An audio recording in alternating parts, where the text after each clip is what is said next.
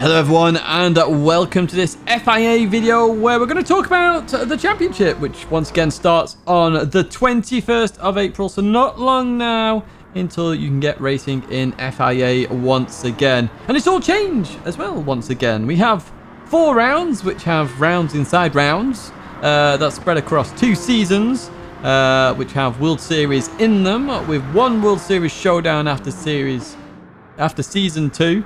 And 1 world final after season 4. No, round 4. As you can hear, it's very, very, very confusing. Let's put it that way. And I'm not going to really worry about so much the length of the championship, whether I'm going to qualify for the championship or whatever it might be, because I just want to play for fun. And I imagine most of you don't really care about it and just want to play for fun as well, to be honest with you. So, you know, there it is in a nutshell within a minute there just. But even so, what we are going to talk about is some of the interesting little details that may have been missed, may not have been missed, on stuff that might make you happy or maybe not happy. And then we're going to talk about my choice going forward in terms of the championship as well. Ooh! But before we get to that, let's have a look at the interesting details, which first of all means countries: South Africa, India, Quebec, Arizona, and I realize they're states, but even so, they're all in now. Obviously, Quebec used to be excluded, Arizona used to be excluded. We have let Quebec in terms of the Canadian PSN. They're all in now, and especially South Africa is a really interesting one because I know there's quite a few very fast South African drivers that are potentially going to compete in this one. I would say we could see some new faces at the forefront of the grid. There's certainly some new faces in the stream as well when they try and compete to get to one of these World Series or the World Final as well. There's also a country labelled United. Now, I have no idea which country this is. I think it's a mistake and meant to be United Arab Emirates because Arab Emirates is next to it. But even so, maybe it's Manchester United and they're giving the Manchester United Football Club 2 extra spots into the Nations Cup. Who knows? Who knows? But we're going to carry on anyway and just figure that's just a bit of an error on the website. So another interesting thing that's happened is there's no S rank anymore. Well, there's no S rank in the way we all know it and the way it was introduced. So obviously the S rank originally was, you know, top 10 in a manufacturer or top 200 in a championship. That's gone. It's now only there for finalists. Now, the good part of that is obviously it's a highly valuable rank now. You know, if you get an S rank, you can go into a lobby and people will be like, that person's quick. They're in S rank. Rather than trying to work out whether they're a super alien or whether they've tried to get S rank in a different way. Now, I'm not saying it's bad to get it in a different way, but obviously you can now pick out the super aliens basically with the S rank. And well, I guess that's what it means now. Super alien. That's what we'll go with. But you'll be able to spot that a bit better. Now, is that good or bad? I don't know. Because personally, some of you will be wanting to try and go for S rank and you now no longer can go for it. Is that good or bad? I honestly don't know. And only you can decide whether that's good or bad. Do let me know your comments in the old comments section below. Now, let's talk about Nations Cup first. I've already mentioned a few new detailed changes there with South Africa and India especially coming in. 2 brand new countries. But it's once again changed for the better, I would argue, to some extent, the Nations Cup. The format, 2 per country, irrespective of region. That is very good. Although I suspect there's going to be some fierce competitions in some countries. You know, Spain, I can see some fierce competition being there. Potentially Italy, France. The UK, not so much. I mean, France has died down a little bit as well in terms of how many aliens are at the forefront at the moment. But the big one, I suppose, for me is going to be Japan. Japan only having 2 entries in there. There are some fairly rapid Japanese drivers. I'm not sure about alien to overall community ratio, but Japan must be up there because they have a lot of fast drivers. So that is going to be really interesting to see which 2 Japanese drivers make it there. But that sort of rule change can also bring in some bad side effects, I suppose. I mean, if you always think about it, let's pick a country. I'm just going to put North Korea out there, okay? Obviously, North Korea cannot qualify, but imagine if they could. I imagine that they have no super alien drivers because they've never played racing games in their life.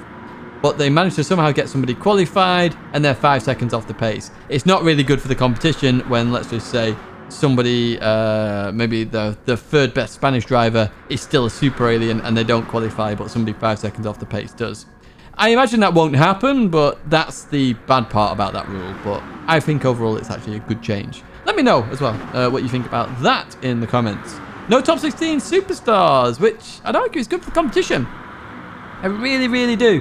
The one problem with the superstar competition was that it decided championships very early on, because they were very stacked very early on in any season, so you get the best points then, and then you don't need to race for the rest of the year, basically. Once you've got enough points, you go, happy days, job done, and then the DR drops, and then the points can't actually be matched, and therefore you've sort of settled your place even more. So it's nice to see it go, per se, but I mean, I can see why they were there in the first place. It was good to watch some of the very best compete in just the one race, you know, the one race that mattered. Because obviously, as you know, I prefer one shot, but I'm not going to go into that with this one. Now, talking about some of the races, they're interesting. The first round of races is very interesting. I mean, I have put some Discord posts out, some comedy Discord posts, I suppose, about the Nations Cup series, because it doesn't look like there's going to be that much racing, let's be honest with you, and some pretty much carnage racing, I imagine, as well, which is one reason that obviously, you know, I don't do Nations Cup. But even so, I am actually going to do the odd fun combo. So what I mean by this is that sometimes I would normally, you know, have the afternoon off work to maybe have a go at the racing or whatever it might be and make up my hours elsewhere. I'm not going to be doing that. Basically, if on a Saturday it's a good combo, I'm going to race it. And I'm going to have fun. Titch, you lied! No, I'm just going to have some fun with a fun combo. Same for a Wednesday, if I'm off on a Wednesday, because I am actually taking my holidays and trying to use them all up for the year, I will do the fun combo on a Wednesday. I'm just not going to go out my way for a fun combo on Nations Cup. It's just, if I'm free, I will do it. If I'm not free, I don't really care about it, because Nations Cup, I don't find that fun in the grand scheme of it. So it might be rare that you see Nations Cup on here for this year's championship, but if you do, happy days for you. You get to see some fun racing, hopefully, because I've decided it's going to be a fun one, and hopefully I'm right, but who knows. Anyway, let's get to the more serious championship, the Manufacturers Cup here, the Manufacturers Series. That has some very good combos and some very good strategy races in there as well. Now, I don't know what I feel about the strategy races at the moment in terms of, is strategy just going to become dominant and there's going to be no racing? I don't know. But at least there's some strategy in there, and it'd be nice to see how it ends up. And I'm definitely looking forward to some of these races, actually, in Manufacturers. They do look very good indeed. You know, it seems like they've put out some of the major tracks that people enjoy straight into the first round, which makes me wonder what's going to happen for the rest of it. But yeah, who knows? One thing I am very disappointed in, and I've written down WTF here in terms of this, is why on earth is it only 12 manufacturers? Who decided that? Because seriously, well, technically it's 10 manufacturers and 2 that have decided to pay to make sure that they're there. But 12 manufacturers in a race is not good to watch. It looks rubbish. I don't like looking at 12 cars on a circuit. And I've talked about this time and time and time again. I like to see more cars on circuit. Now, we know in Gran Turismo they can have 20 cars on circuit, okay? That's what the lobbies are going to be like. So why can't we have 20 manufacturers? Just have 20 on screen. Please. Just have 20 in there. It's so much better to watch 20 manufacturers go at it than 12. It really is. And 8 does make all that much of a difference. If we could go a bit more, that'd be happy days. If we could have all 25, that would be even better.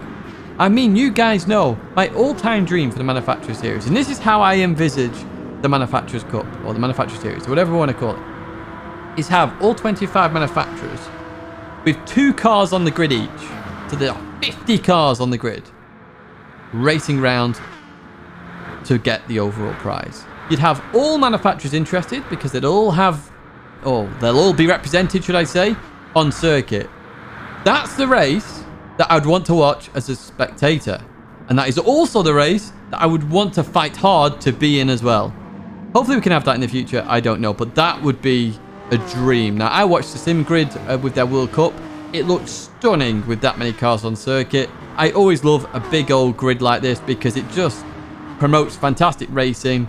You know, the fact that you can have so many cars on the grid would just be the dream. And the fact that all manufacturers are represented, you would have so many eyes. Now, I'm going to put a total on screen here of total Twitter followers. I'm only going to do Twitter followers here for the 12 manufacturers last year that made the World Finals. And then I'm going to put the total if all 25 made it. And the amount of marketing that was available there would be unbelievable, and the competition would just blow up. It would blow up. It really would blow up, because suddenly they'd be like, ah, yeah, we've got some interest here. You know, we could, you know, our manufacturer's being represented here. We want to be in. And technically, the manufacturer's not in, like, you know, Bentley and Lotus, etc., Ginetta. They might go, we want to be in this because look at all these views that are suddenly happening, and suddenly it's free marketing for them, and then suddenly we might end up with more cars. You know, there's so much opportunity there for the manufacturer series, so I do hope it changed. Anyway, I will be doing the manufacturers this year, so which manufacturer am I picking then? Well, now I've gone for a rule this year. The rule is the Group 3 car, the GT3 car, has to be a real car. No Vision Gran Turismo car, okay? So I went through the list quite quickly, by the way, so if I've missed any, let me know. Aston Martin, Audi, BMW, Chevrolet, Dodge, Ferrari, Ford, Honda, Lamborghini, Lexus, McLaren, Mercedes, Nissan, Porsche, Renault. They're the manufacturers I've picked out here, okay? Now, I'm going to race as one of these. Now, I'm not sure which one to race as of yet. Now, there may be a balance of performance change right before the season starts. We've experienced that before now, so I'm not going to instantly go and pick. However, which one would you like to see me race in? Which one of those manufacturers would you like to see me race in? Obviously, we've done Peugeot before now, and we've done Audi. Now, Peugeot isn't in that list, so you can't pick Peugeot. Do you want to see me go with Audi again? Because I do enjoy Audi. I love the manufacturer. I think it's a great manufacturer. Or would you like me to race something else? Now, I must admit, I am very tempted to pick something either British or an MR car. One of those two criteria. I'm still not sure. Do let me know, as I say, if there's anything you particularly want to see or not want to see. Maybe you are just fed up with Audi and you're just like, Tidge, don't do Audi anymore. Pick something else. Do let me know, because, you know, at the end of the day, I'm going to be showing you these races, and I think most of those manufacturers I do enjoy. I really do enjoy. So, you know, let's see what happens there. Oh, by the way, the caveat with Ford is that it's basically a real car, by the way. I know some of you might go, Tidge, it's not a Vision Gran Turismo car. Well, technically, it is a Vision Gran Turismo car. Well, technically, yes and no at the same time. So, yeah, that's just the caveat with Ford. But that is going to be it for this video, folks. I hope it was of interest to you. Hopefully, you enjoyed the video in the background as well. Yes. If you did enjoy it, please do give it a like and do subscribe to the channel if you want to follow the FIA Championship for this year and how I progress, and, you know, potentially if we're doing any stream, or we are doing streams, or any videos around it, you know, make sure you do subscribe. But that is going to be it for me now, folks. I do enjoy your weekend, and I hope to see you in another video or live stream very soon.